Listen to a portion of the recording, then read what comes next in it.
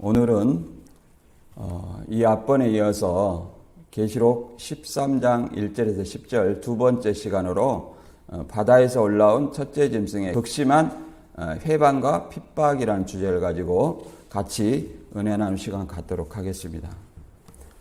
우리가 이제 계시록에 대해서 많은 사람들이 봉해졌다 또는 세상과 연결해서 많이 해석을 하는 경향도 있습니다.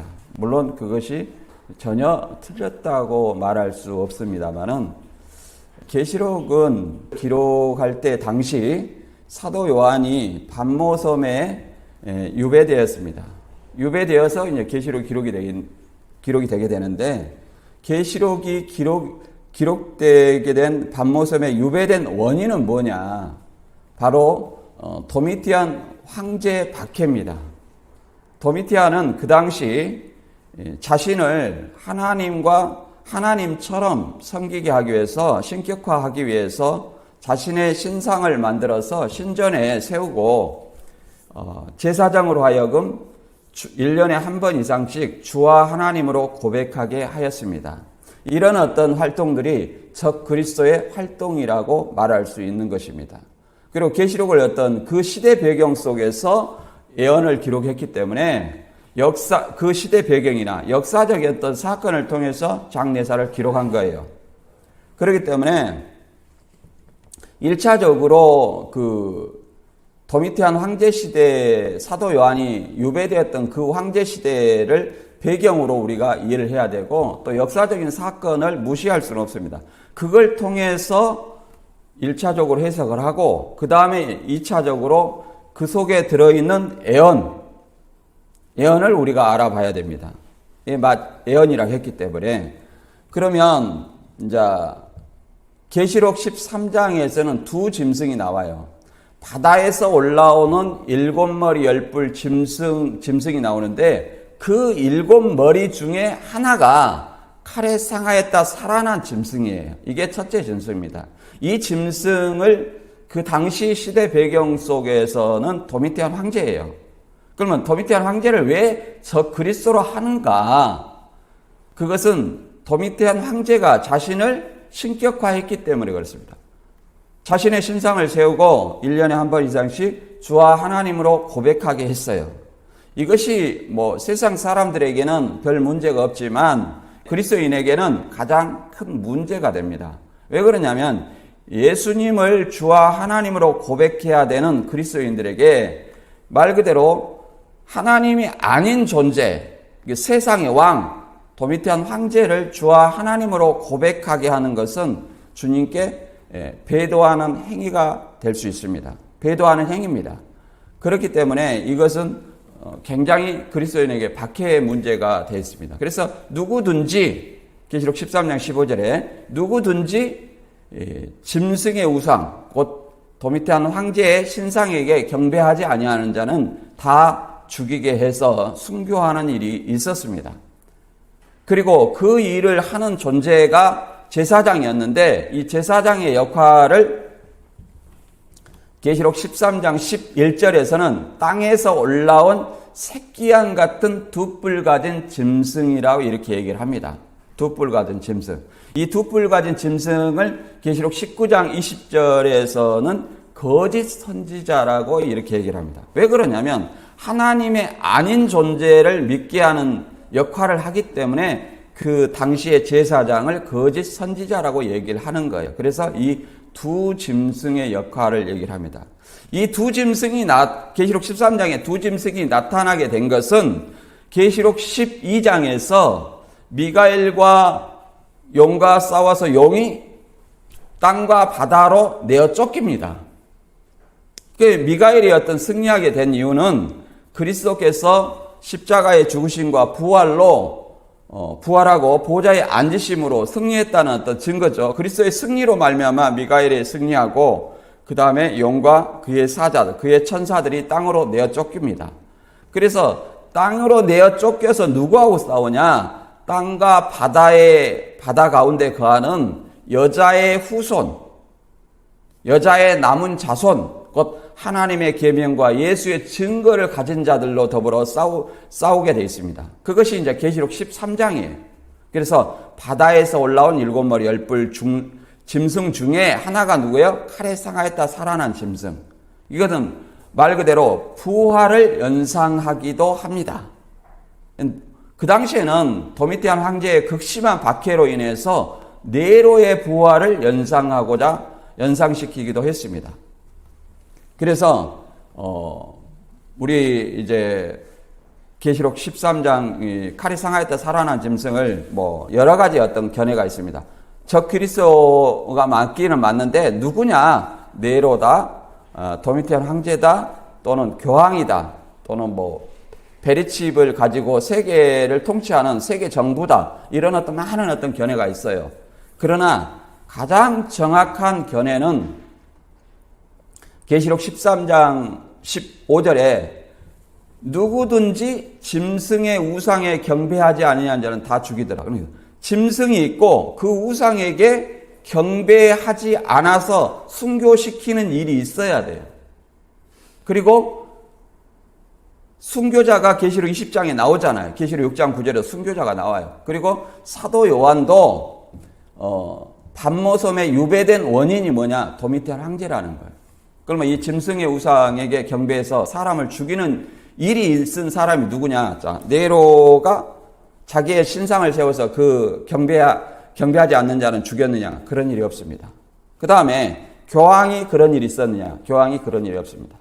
도미티안 황제는 그런 일이 있었죠. 그 당시에. 뭐 세계 정부가 그런 일이 있었냐? 이거는 뭐 미래에 나타날 일이다. 이렇게 보는 견해도 있습니다.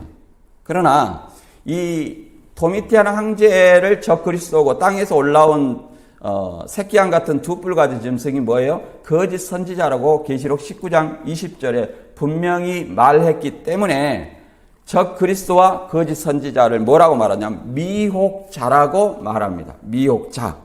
계시록 19장 20절 한번 읽어보겠습니다. 이것은 예수님이 이제 주 재림 때 이제 아마겟돈 전쟁으로 이제 예수님이 재림하시면서 그 아마겟돈 전쟁으로 짐승과 거짓 선지자, 그를 따르는 모든 군대를 심판할 모양을 설명하고 있습니다. 그 중에 이제 19장 19절부터 20절 읽어보겠습니다. 또 내가 보매 그 짐승과 땅의 임금들과 그의 군대들이 모여 그 말탄 자와 그의 군대로 더불어 전쟁을 일으키다가 짐승이 잡히고 그 앞에서 표적을 행하던 거짓 선지자도 함께 잡혔으니 이는 짐승의 표를 받고 그의 우상에게 경배하던 자들을 표적으로 미혹하던 자라. 이 둘이 산채로 유황 불붙는 못에 던지우고, 이렇게 설명하고 있습니다. 그러니까 미혹자라는 거예요. 짐승은 뭐예요? 칼에 상하였다 살아난 짐승이고, 거짓 선지자는 뭡니까? 짐승에게 권세를 받아서 이적을 행하던 땅에서 올라온 새끼양 같은 두 뿔 가진 짐승을 얘기를 하고 있습니다. 그래서 짐승과 거짓 선지자, 이것을 계시록 16장 13절에서는 뭐라고 말하냐면, 계시록 16장 13절을 한번 읽어볼까요?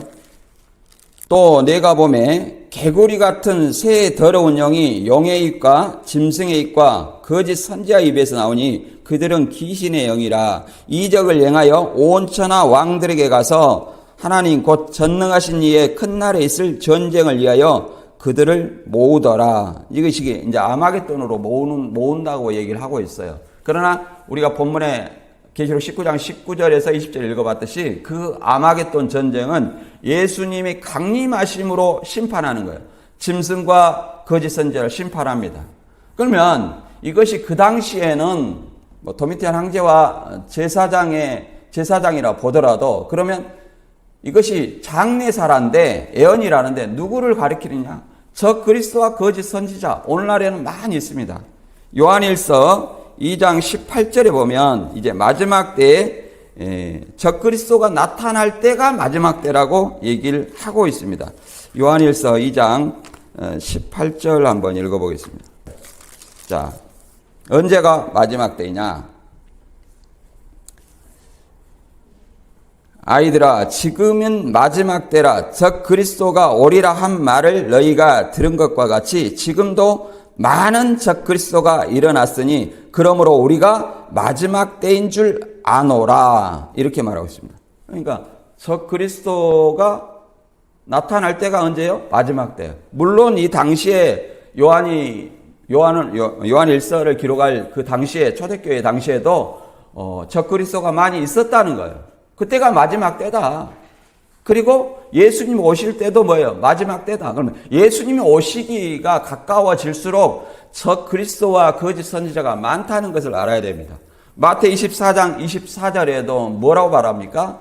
많은 적그리스도들과 거짓 선지자들이 일어나 할 수만 있으면 택하신 자들도 미혹하게 하리라. 그래서 이것이 예언이에요.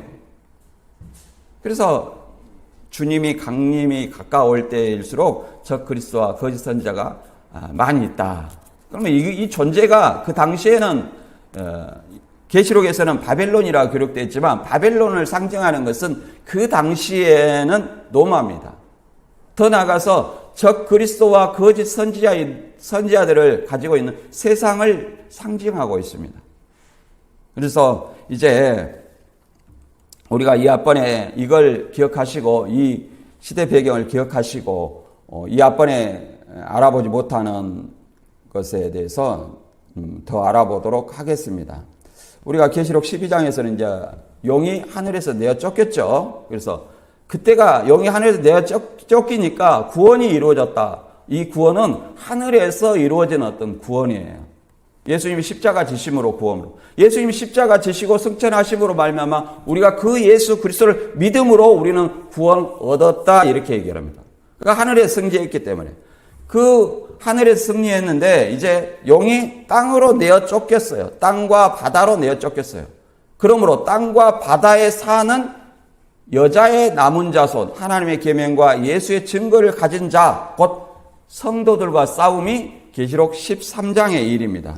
본문 이제 한번 읽어보겠습니다. 우리가 1절, 2절 했으니까 3절부터 읽어보겠습니다.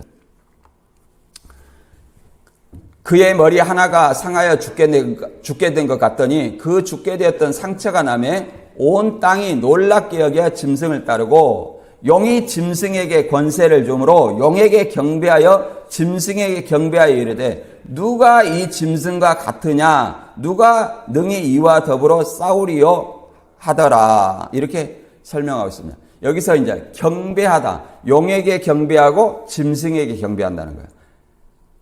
짐승이 경배하고 용에게 경배한다. 용은 누구를 얘기합니까? 사단을 상징하죠.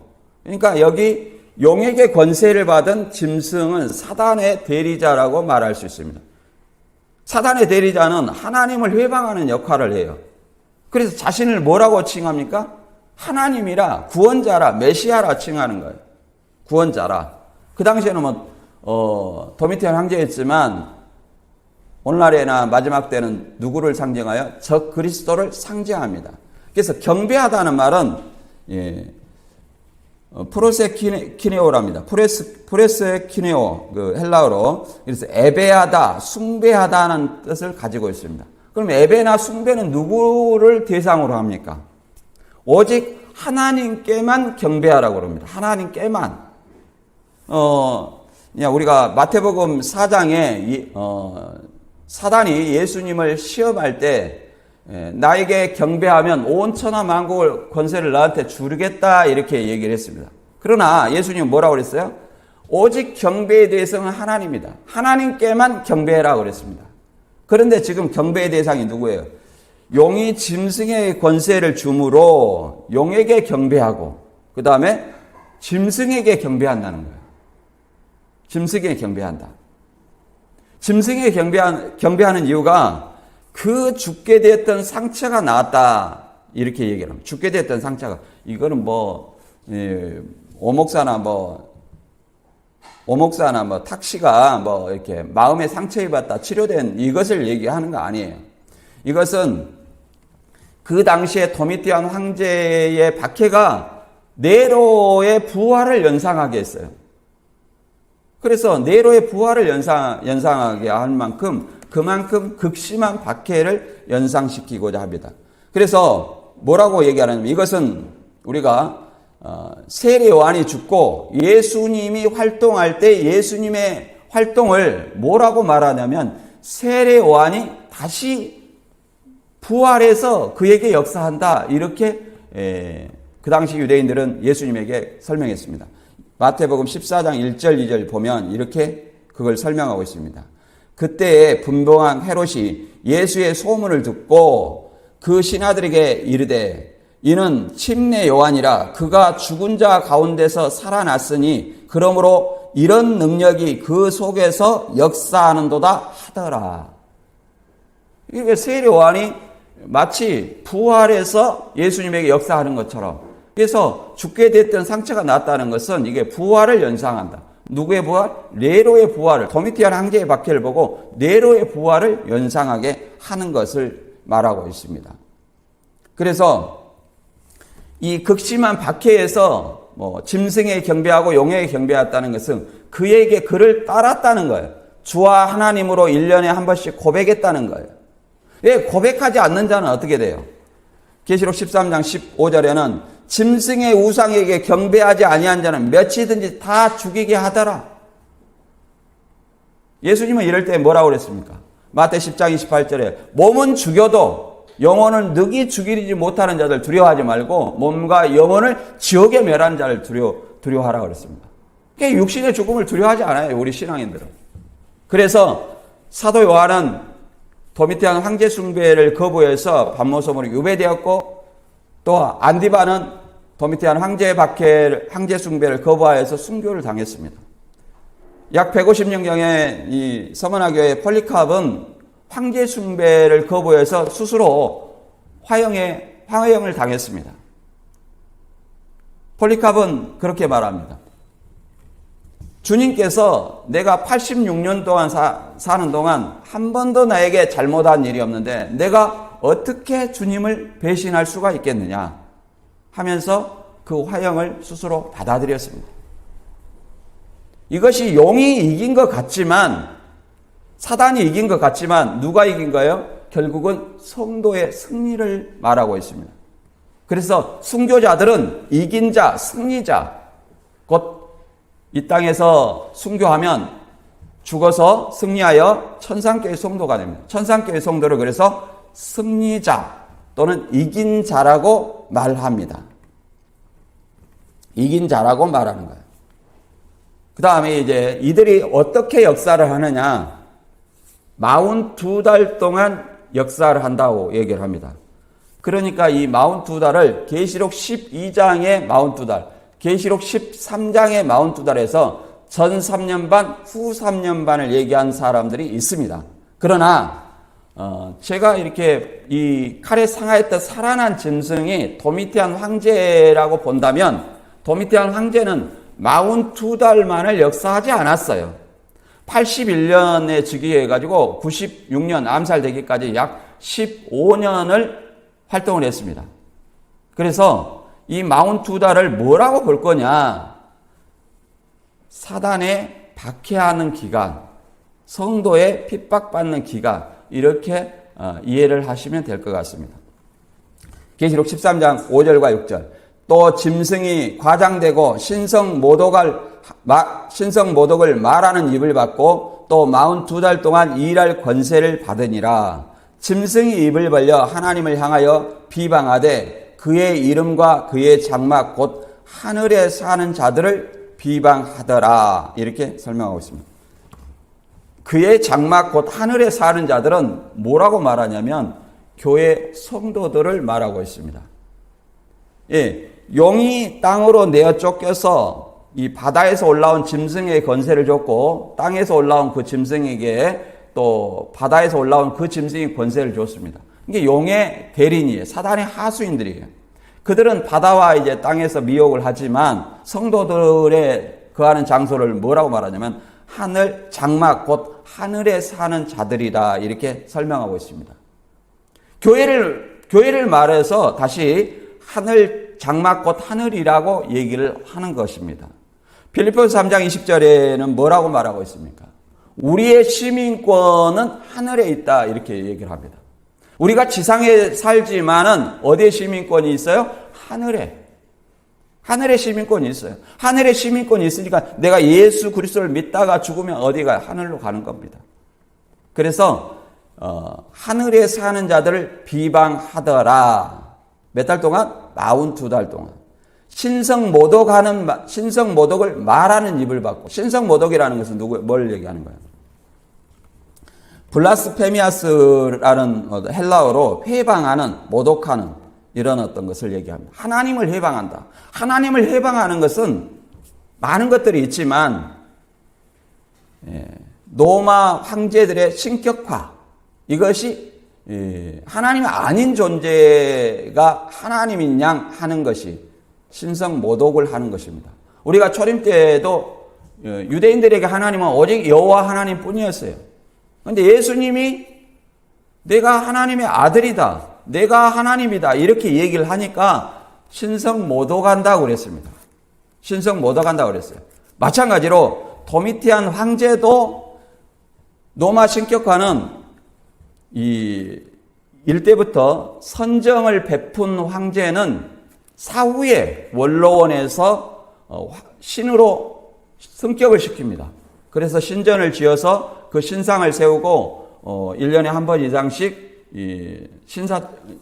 황제 숭배를 하게 합니다. 신으로 승격시켜서. 그러나 도미티안 황제는 살아있을 때 자신을 신이라 신격화시켜서 자신의 신상을 신전에 세우고 제사장으로 하여금 1년에 한 번 이상씩 황제 숭배를 하게 했어요. 그래서 그 황제 숭배를 한 자에게만 황제의 이름과 그 날짜를 새긴 그 도장을 찍어줬어요. 그 인장을 받은 사람만이, 그 표를 받은 사람만이 살아서 경제활동을 할 수 있었어요. 그러나 그 표를 받지 아니한 사람, 황제 숭배를 하지 아니한 사람은 누구든지 다 죽게 돼 있었어요. 물론 그 당시에 로마 그 시민들은 다신교를 믿고 있었기 때문에 황제신 하나 추가한다 해서 별일이 없었습니다. 그러나 누가 문제냐? 그리스도인들은 문제가 되죠. 우리도 일제 신사참배가 있습니다. 신사참배 했네 안 했네 이런 어떤 말들이 있습니다. 물론 고신 측은 신사참배 안 했다, 나머지는 배도자다 이렇게 말을 하곤 합니다. 그래서 많은 사람들이 그 당시에 신사참배를 하기도 하고 안 하기도 하고, 또 많은 사람들이 순교의 역사를 가져왔습니다. 물론 조상들이 신사참배를 한 것은 분명히 잘못된 것입니다. 우리 후손으로서 마땅히 회개할 바입니다. 그걸 가지고 내 죄가 계속 연장되는 것은 아니에요. 자기의 죄악은 자기가 담당하게 돼 있다고 성경은 말하고 있습니다. 이게 지금 구약시대를 사는 것이 아니에요. 예수 그리스도께서 우리의 모든 죄를 십자가에 대속하여 주셨기 때문에 자기의 죄는 이제 자기가 담당하는 겁니다. 그러나 지난 어떤 과거에 잘못된 일이 있다면 그것은 우리가 회개하고 넘어가는 것입니다. 그리고 이 42달이라는 것은 황제의 박해 기간 또는 성도들의 박해 기간이라고 그랬는데, 이거를 한때, 두때, 반때라고 다니엘도 말하고 계시록도 이렇게 설명하고 있습니다. 사단이 교회를 핍박하는 기간, 이렇게 말할 수 있습니다. 이게 박해받는 기간을 상징하는 거예요, 42달은. 그리고 이들이 적 그리스도라 하는 것은 이렇게 데살로니가 후서에도 설명하고 있습니다. 2장 3절과 4절에 보면 누가 어떻게 하여도 너희가 미혹되지 말라. 먼저 배교하는 일이 있고 저 불법의 사람 곧 멸망의 아들이 나타나기 전에는 그날이 이르지 아니하리니 그는 대적하는 자라. 신이라 불리우는 모든 것과 숭배함을 받는 것에 대항하여 그 위에 자기를 높이고 하나님 성전에 앉아 자기를 하나님이라고 내세우느니라. 미혹되지 않는 거예요. 미혹되지 않는 것이 굉장히 중요합니다. 그런데 먼저 배교하는 일이 있다.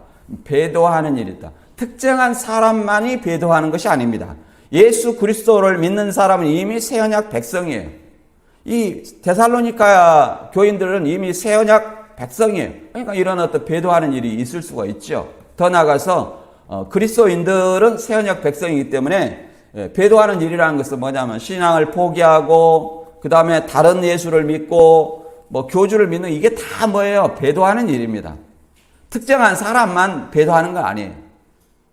그 다음에 멸망의 불법의 사람 곧 멸망의 아들은 본문에 뭐라고 말하고 있습니까? 일곱 머리 열 뿔 칼에 상하였다 살아난 짐승 저 그리스도 그 다음에 땅에서 올라온 거짓 선지자 이 사람들이 뭐예요? 멸망의 아들 저 그리스도를 얘기를 하고 있습니다.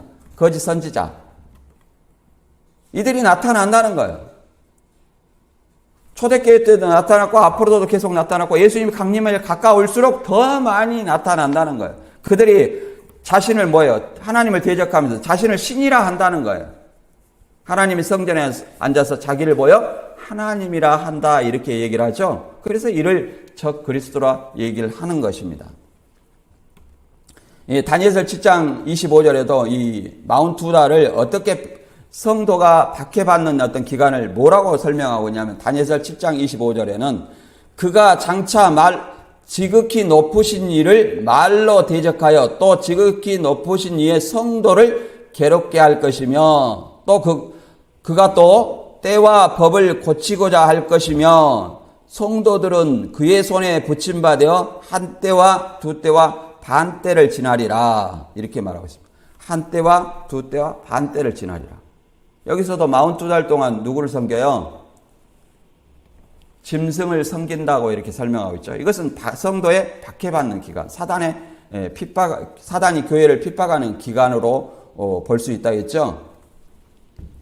이게 1차적으로는 이제 도미티안 황제지만 더 나아가서는 적 그리스도와 거짓 선지자를 상징한다. 이렇게 얘기를 할 수 있습니다. 그 다음에 이 하늘에 거하는 자들이 다 짐승에 경배하는 것이 뭐예요? 짐승이 이기는 거예요. 짐승이 이겼다는 것은 다 황제 숭배를 했다는 거죠. 적 그리스도를 하나님으로 인정했다는 것으로 생각할 수 있습니다. 계시록 13장 7절과 8절 읽어보겠습니다. 또 권세를 받아 성도들과 싸워 이기게 되고 각 족속과 백성과 방언과 나라를 다스리는 권세를 받으니 죽임을 당한 어린 양의 생명책에 창세 이후로 이름이 기록되지 못하고 이 땅에 사는 자들은 다 짐승에게 경배하리라. 다 짐승에게 칼에 상하였던 짐승에 경배한다는 거예요. 경배한다는 것은 황제 숭배를 한다는 거예요. 그를 하나님으로 인정한다는 거예요. 경배 대상은 사단이 아니라 누구라는 거예요. 오직 하나님께만 경배해라. 하나님께만. 성도들과 싸워 이겼다 그러면 성도들이 누구를 하나님으로 예수 그리스도를 하나님으로 인정하는 것이 아니라 누구를 하나님으로 인정했다는 거예요? 짐승. 그 당시에는 도미티안 황제. 오늘날에는 적 그리스도. 교주들이 다 자신을 뭐예요? 메시아다, 구원자다 이렇게 하고 있지 않습니까? 그들이 뭐예요? 자칭 메시아, 자칭 하나님이라고 얘기하는 거예요. 이게 신성 모독하는 것입니다.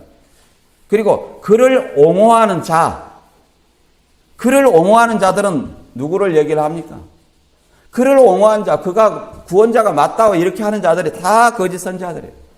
그러니까 뭐 신천지 이만 씨도 적그리스도고 많은 교주들이 적그리스도예요. 자신을 구원자라고 하잖아요. 그리고 그를 구원자라고 홍보하는 사람들은 뭐예요? 다 거짓 선지자라는 것을 알아야 됩니다. 그래서 생명책, 어린 양의 생명책에 창세 이후로 기록되지 못한 사람들은 다 경배한다. 뭐 어린 양의 생명책은 뭐냐? 어린 양의 생명책이 교주의 교족부가 아니라 누구예요? 어린 양의 생명책이다 이 말이에요. 어린 양의 생명책이라는 것은 뭘 얘기합니까? 예수 그리스도를 통해서 생명을 얻은 사람을 기록된 책이다 이렇게 말할 수 있어요. 그래서 빌립보서 4장 2절과 3절에 보면 이 생명책이 나오는데 이 빌립보서 교인들이 그리스도인들인데 교주를 압니까? 더구나 우리나라 사람을 어떻게 알아요? 이미 생명책에 농명되어 있다고 말합니다. 그리고 어린 양의 생명책이라는 사실을 알아야 됩니다. 빌립보서 4장 2절과 3절을 읽어보겠습니다. 내가 유오디아를 권하고 순두개를 권하노니 주 안에서 같은 마음을 품으라. 그러니까 유오디아하고 순두개가 이게 좀 다툼이 있었나 봐요. 그러니까 교회 안에서 다툼이 있을 수도 있어요. 이거 가지고 막 삐져가지고 안 나오고 뭐 서로 비방하고 이렇게 하면 안 됩니다. 같은 마음을 품어라. 다툴 수도 있죠. 사도 바울과 바나바도 마가를 통해서 다투기도 했습니다. 그걸 다툴 수도 있어요. 그러나 다 주님의 일을 위한 열정 때문에 그렇게 된 겁니다. 의견이 좀 달랐을 수도 있죠. 그거 가지고 배도라고 말할 수는 없어요. 그냥 다툴 수도 있는데 이제 같은 마음을 품어라 이렇게 얘기하죠. 4장 3절에 또 참으로 나와 멍에를 같이 한 내게 구하노니 복음에 나와 함께 힘쓰던 저 여인들을 돕고 또 글레멘드와 그 외에 나의 동역자들 도와라. 그 이름들이 생명책에 있느니라. 자, 유오데가 순두계 이 두 여인과 또 글레멘드 그 외에 바울의 동역자들 생명책의 이름이 농명되어 있다 이렇게 얘기합니다. 쉽게 말해서 그리스도인들은 이미 생명책에 농명되어 있다 얘기를 합니다. 그리스도인들은 농명되어 있다 얘기를 하잖아요. 이게 어린 양을 믿는 사람, 예수 그리스도를 믿는 사람은 이미 생명책에 농명되어 있다. 이 교주의 교족보를 얘기하는 건 아니에요. 계시록 3장 5절에도 이렇게 설명하고 있습니다. 이기는 자는 이와 같이 흰옷을 입을 것이요 내가 그 이름을 생명책에서 결코 지우지 아니하고 그 이름을 내 아버지 앞과 그 천사들 앞에서 시인하리라. 너희 이름이 귀신을 쫓는 거로 기뻐하지 말고 너희 이름이 하늘에 기록된 것으로 기뻐하라 그렇게 말하고 있습니다. 우리가 예수 그리스도를 믿음으로 말미암아 내 이름이 하늘에 기록된 거예요. 생명책에 농명된 거예요. 그러나 내가 이기면 지우지 않고 기록되어 있다는 거 이미 기록되어 있어요. 그러니까 지우지 아니하고 이런 말을 쓰는 겁니다. 그러나 내가 미혹당하든가 다른 예수를 믿다든가 세상에 나가면 그 이름이 뭐 한다는 거예요? 지워진다는 거 알아요. 지워진다. 지우지 아니하고 이름이 기록되어 있어요. 이미 교주의 어떤 교족부에 기록되었다 그러면 적그리스도 교족부에 기록된 거예요. 그러면 누구한테 숭배한 거예요? 짐승에게 숭배하고 있는 거예요. 사단에게 숭배하고 있는 거라는 사실을 알아야 됩니다. 그 어린 양의 생명체에 기록되지 아니한 자들이에요. 어린 양의 생명체에 기록된 자들은 누구를 믿는 자? 예수 그리스도를 믿는 자. 그들을 이기는 자는 지상교회 성도들을 얘기합니다. 성령이 교회들이 가시는 말씀을 들을지어다 이기는 그에게는 이렇게 말합니다. 교회들 중에 이기는 자가 나오는 겁니다.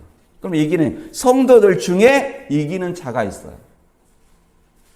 그들의 이름을 예수님이 지우지 아니하고 아버지와 천사들 앞에서 시인한다는 겁니다. 그러면 예수님과 천사들은 어디에 있어요? 하늘에 있죠. 아버지 앞에서 보좌 우편에서 시인해 주겠다 이렇게 얘기를 합니다. 그러나 내가 미혹받고 세상에 지고 다른 예수, 곧 교주들의 이름에 농명된다면 그들은 생명책에서 지워줄 수밖에 없다. 짐승에 경배한 자를 어떻게 생명책에 농명됐다고 말할 수 있겠습니까? 그래서 우리가 이런 어떤 말씀을 통해서 이제 마지막 절을 읽어보겠습니다. 9절, 10절 읽고 마치도록 합니다. 누구든지 귀가 있거든 들을지라. 이런 어떤 말씀이 굉장히 중요하다는 거예요. 짐승에 경배하느냐 하나님께 경배하느냐. 그리스도인으로서 마땅히 하나님께 경배해야 되는데도 누구한테 경배했어요? 1차적으로 그 당시에는 도미티안 황제에 경배하고 적그리스도 교주들한테 경배한다는 거예요. 또 세상에 지면은 돈의 노예가 돼서 그것에 경배하게 되는 거예요. 이것이 생명책에서 지워지는다는 사실을 알아야 돼요. 경배했다는 것은 어린 양의 생명책에 농명되지 아니한 자들은 다 짐승에 경배하리라.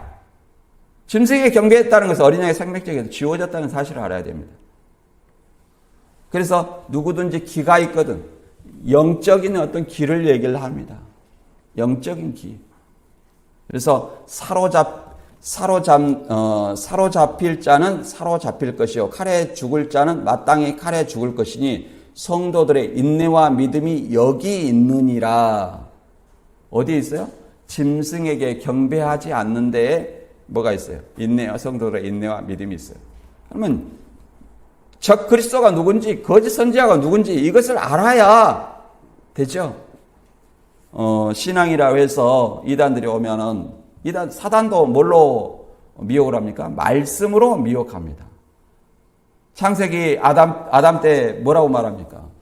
하나님은 아담과 하와에게 선악을 알게 한 나무의 실과를 따먹지 말아라 그랬어요. 사단은 그걸 알고 있었기 때문에 뭐라고 말합니까? 하나님이 참으로 너희더러 선악을 알게 한 나무 실과를 따먹지 말라 하더냐, 이렇게 말해야 되는데 교묘하게 동산 모든 나무의 실과를 따먹지 말라 하더냐, 이렇게 말을 교묘하게 짬뽕을 합니다. 하나님의 말씀을 왜곡해 하는 거예요. 이게 사단의 역사예요. 예수님도 마귀가 뭘로 시험했습니까? 하나님의 말씀으로 시험했습니다. 네가 하나님의 아들이거든 요 높은 데 뛰어내려라. 저가 그 사자를 보내서 널 돌에 부딪히지 않게 하리라. 주 너희 하나님을 시험하지 말라. 이렇게 단호하게 예수님은 이겼습니다. 여기서 따라서 우리도 전신갑주로 무장하지 않으면 미혹당할 수밖에 없다.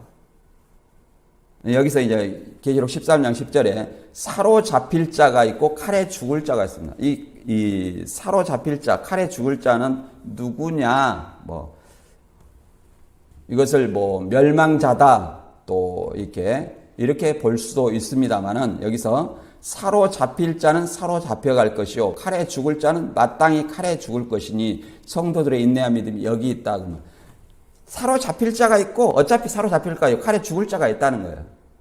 그래서 누구를 얘기하면 짐승에게 숭배하는 자, 칼에 죽는다. 그 말은 짐승의 박해로 인해서 죽는 자.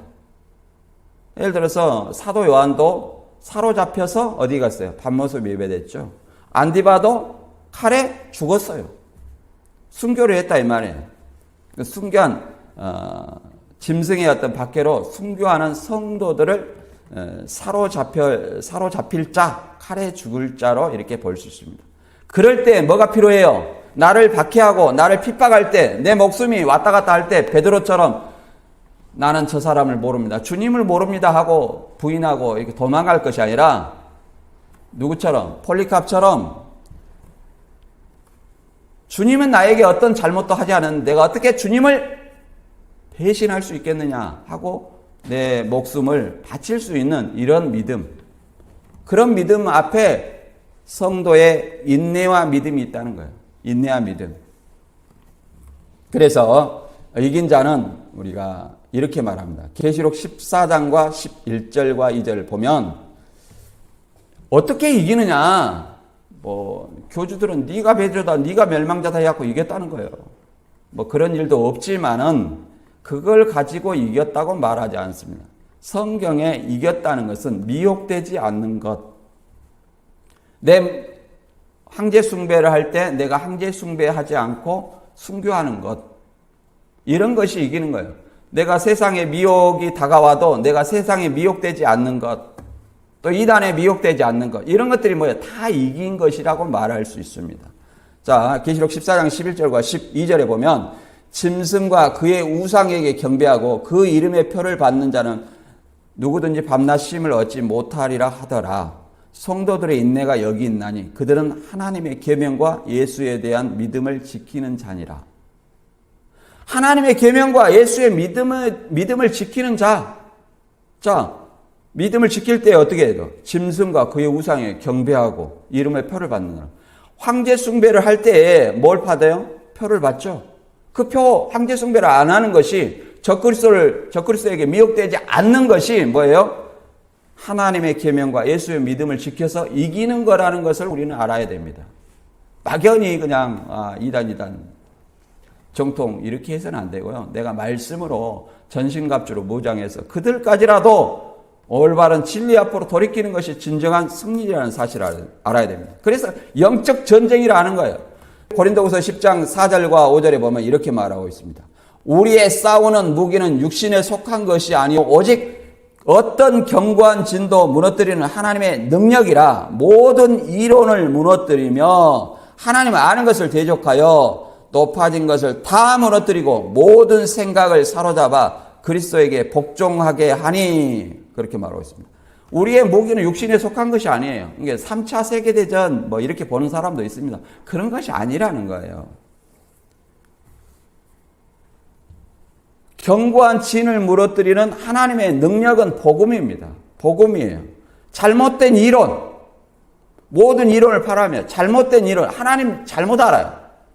잘못 아는 것을 대적해갖고 그 이론을 파는 것이에요. 이게 뭐예요? 영적 전쟁이다, 이렇게 말합니다.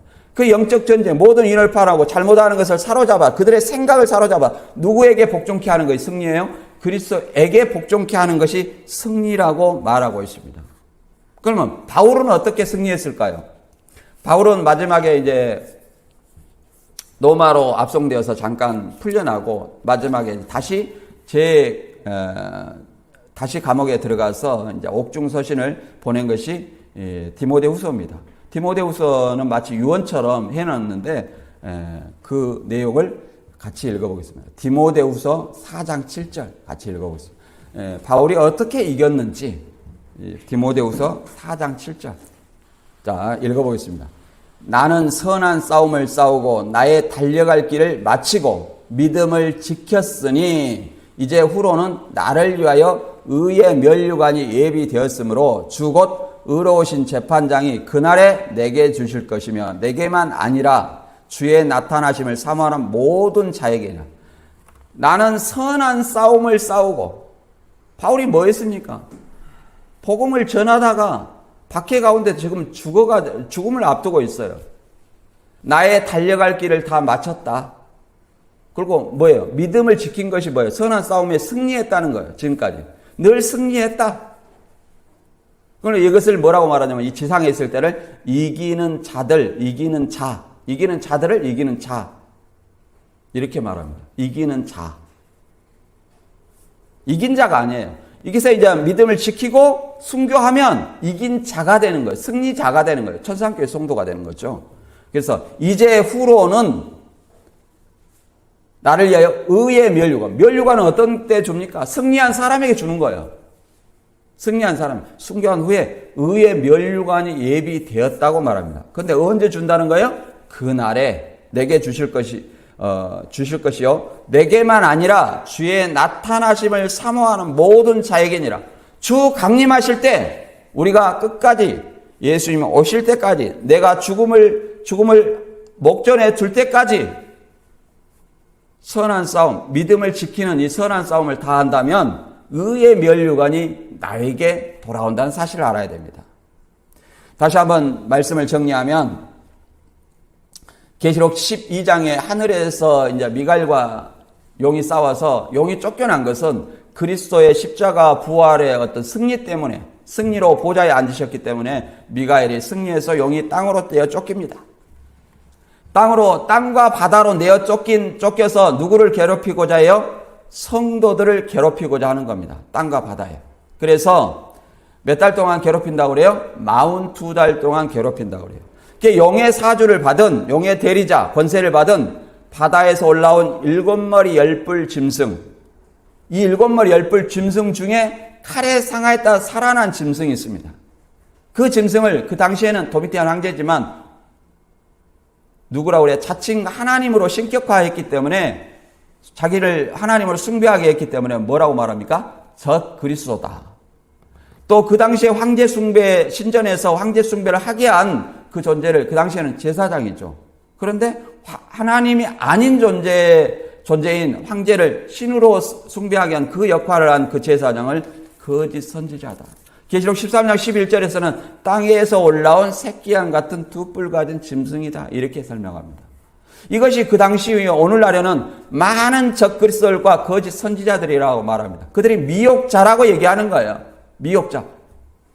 이것이 예수님의 재림이 가까워올수록 더 많이 일어난다는 사실을 우리는 알아야 됩니다.